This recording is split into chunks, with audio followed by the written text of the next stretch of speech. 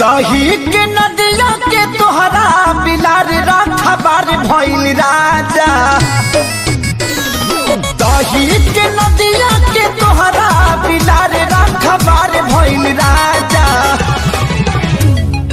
तलगे डर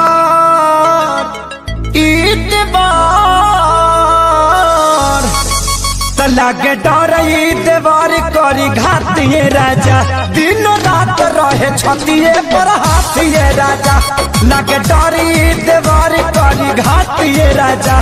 दिन रात रहे छतिए पर हाथिए राजा।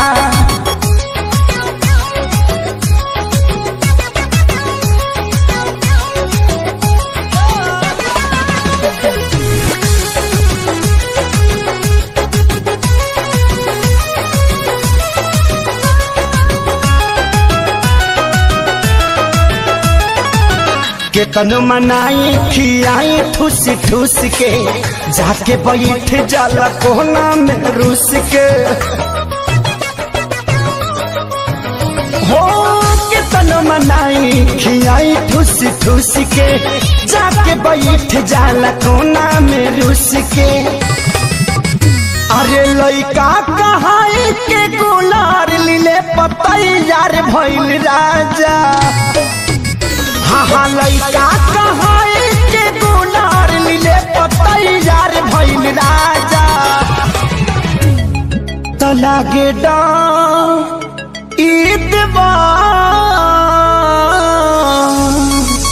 लागे डर देवर करी घातिए राजा। दिन रात रहे छतिए पर हाथिए राजा। एकरा निक नहीं लागे रोटी भातिए राजा। दिन रात रहे छतिए पर हाथिए राजा।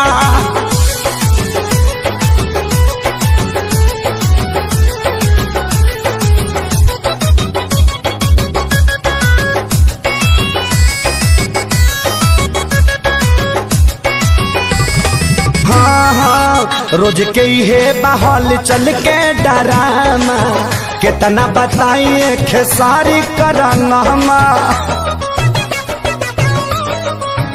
हो रोज के हे बहल चल के डरामा कितना बताइए खेसारी करना।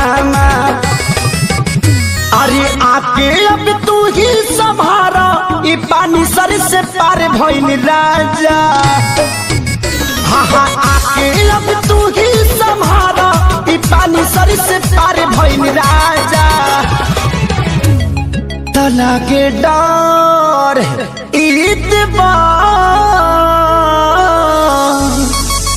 लागे डर देवर करी घातिए राजा।